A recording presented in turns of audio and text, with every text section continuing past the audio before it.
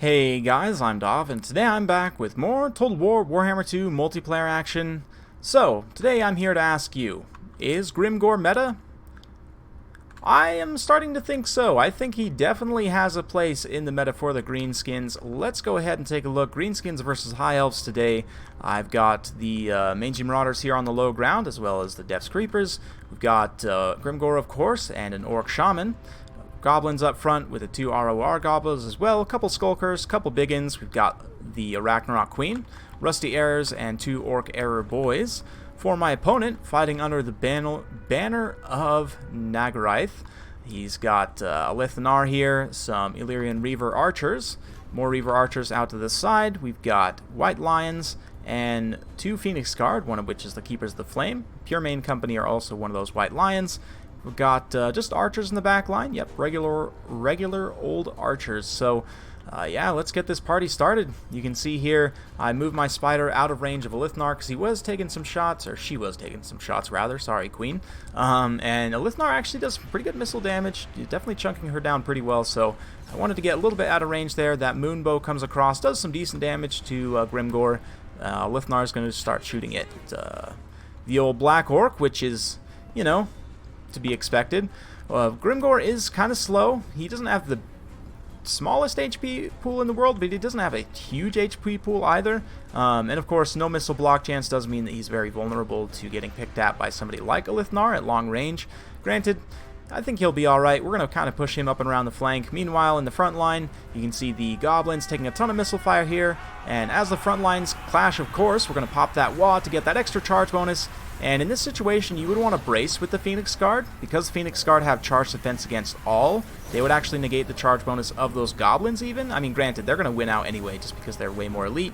The 8-peak Loonies took a ton of damage on the initial approach there, but Skulkers, on the other hand, right here, this is the matchup I wanted to highlight. They're matching up super well against these White Lions, considering the cost differential here, you know, 800 versus 550, especially with Wa and Fists of Gork active. They also get their own Opportunist Murder buff, and they are just going to destroy those White Lions for a very good cost.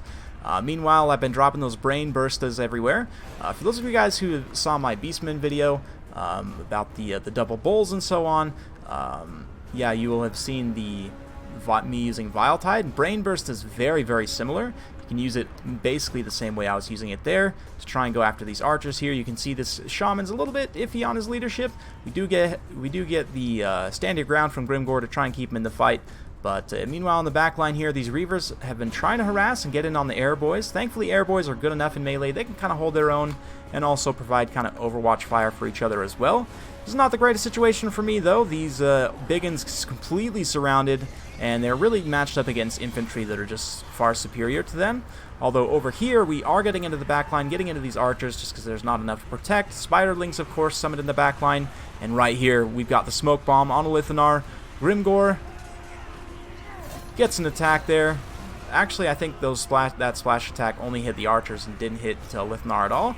And then the smoke bomb wears off and he escapes, unfortunately, so didn't quite get any damage in like I was hoping. But yeah, so far things are pretty even. You can see here these goblins are going to get rear charged by the Reaver Archers, pretty decent. My infantry is kind of running out of steam a little bit here, and that's not necessarily something you expect is, you know, High Elves to win the infantry fight. Certainly I was able to win specific pockets of it, but definitely not going super in my favor. That being said, this unit of White Lions that punch through to the second line, trying to go after my archers, we're going to unify with the Queen, use some of these Spiderling summons, get these Skulkers over here as well for a nice little rear charge situation, so we should be able to clean up this pocket. Meanwhile, over here, the Orc Shaman's coming back from route. We are having kind of a second wave push here of a bunch of units coming back from route. Grimgor himself, not in the best situation. He's getting pretty low in terms of his leadership. You can see that Brain Burst there, exactly what I was talking about earlier. But yeah, Grimgor's been getting shot up a little bit, so I pull back, get some supporting goblins in the area to help, and yeah, Grimgor's now going to start to go after this Lore Master here. The Lore Master, of course, with Spirit Leech, Earthblood, Harmonic Convergence. The Spirit Leech is a problem. I don't want him to keep Spirit Leeching Grimgor, and of course, Lithanar can keep shooting him as well. So we're going to try and take him out, and yeah, Grimgor, this is the thing about Grimgor that makes him great. Whatever he gets a hold of, he will absolutely smash on, right?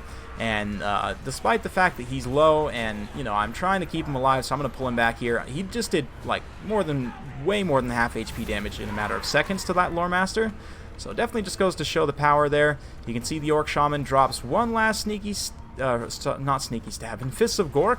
And, of course, those nasty Skulkers immediately rout. But Grimgor just absolutely finished off that Lore Master of Hoeth. Like, he is straight up shattered right now, so that's good. We also get the Foe Seeker. I'm going to try and bail him out. Use these Orc Biggins to just keep the Keepers of the Flame in place while we get Grimgor free. Honestly, I probably should have stayed in there because while he's fighting in that blob, Elithnar can't get a good shot on him. But at this point, the Spider been able to secure the archers, the Daka squad, as it were. And now he's going to go after Elithnar. Elithnar going for a ride there. That Moonbow did make contact with Grimgor, but we were able to get the Wa off just in time right before. That is going to give us a nice little map-wide timing push, a little bit of extra melee attack and speed, help these other units catch up with the fight. And also we're going to use the 2 Missile Cav to just bog down Elithnar, make sure that he can't escape his inevitable doom. You know, the full-on Frodo and Shelob sequence. Unfortunately, there's no Sam to bail him out this time. Instead, there's just a bunch of angry goblins riding wolves and spiders. But yeah, actually, you know, maybe these guys can be like a whole unit of Sams, but unfortunately, I do have quite a bit of numbers left, and especially these missile units, the Rusty Airs, the 2 Orc Air Boys.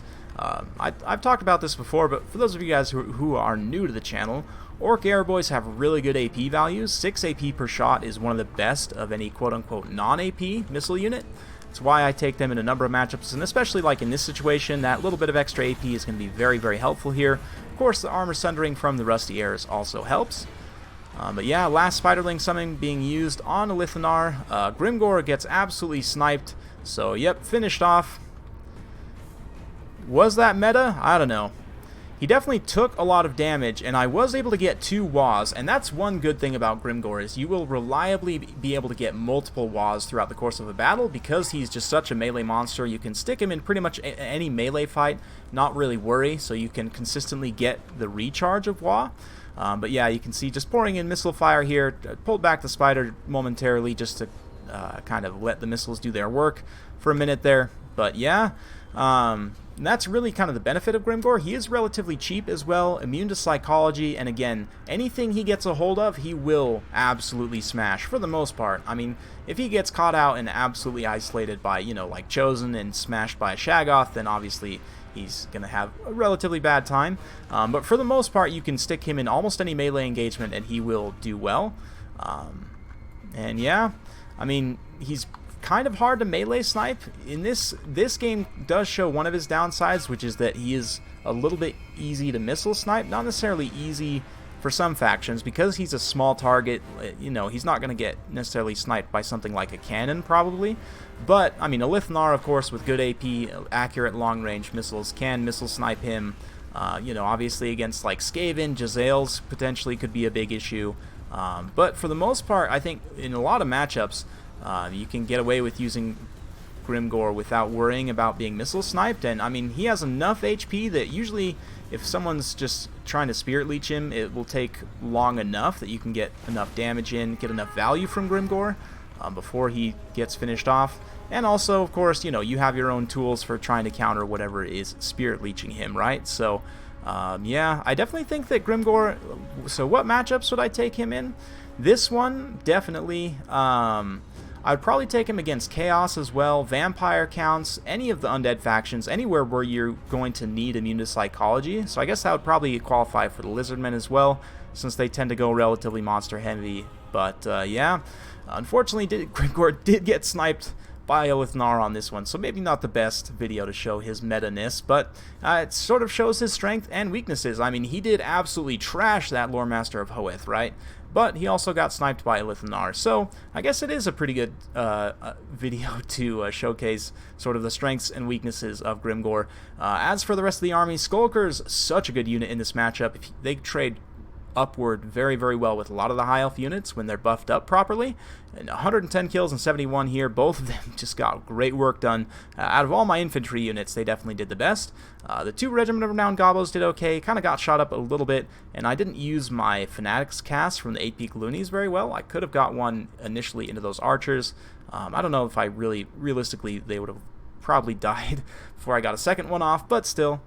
Orc Air Boys, you know, defending themselves in the back line, they had their own sort of forgotten saga against the Reavers in the back line there with the Rusty Airs, and I mean, that's what, 1,500 points there. This is probably pretty close to that, so it was about equivalent in terms of cost, holding up those resources.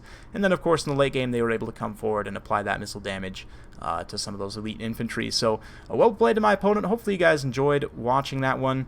As for Grimgor, let's just round things out one more time here. And honestly, a lot of the Greenskin mains I know use Grimgor pretty frequently. I wouldn't really worry about Get Snick too much, just because it's hard to guarantee that your opponent's going to be able to stay in combat for very long, so you're not generally going to get a ton of value from it, although, you know, you can bring it maybe if you have the extra points. But generally with Greenskins, I find it's better to dump your extra points into chevrons because their units chevron very well. But yeah, of course you're going to want to take Wah. Stand Your Ground is also really nice to have. I believe he's one of the few, not a ton of the Greenskin lords actually have Stand Your Ground. In fact, yeah, very few do. So that's really nice to have. The extra melee defense, orcs generally lack melee defense, orcs and goblins, so extra melee defense and leadership, of course, something they generally lack also. Both very nice, so he does have access to that, which makes him a little bit unique. And yeah, just that immune to psychology, that heavy weapon damage, decent HP, 120 armor. He's a tough cookie, and at only 1,700, he's pretty cheap, which then allows you to go nice and wide with the rest of your army, which definitely can be pretty strong for the Greenskins. So let me know what you guys think in the comments down below. Hopefully you guys enjoyed. If you do like this sort of content, be sure to like, subscribe, hit that bell notification button, so every time I upload a new video, you'll be notified. Thanks again for watching, and we'll see you next time.